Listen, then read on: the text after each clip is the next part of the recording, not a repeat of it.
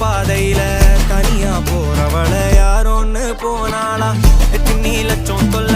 நிம்மதி காணவில்லை நினைச்சே தூக்கம் இல்லை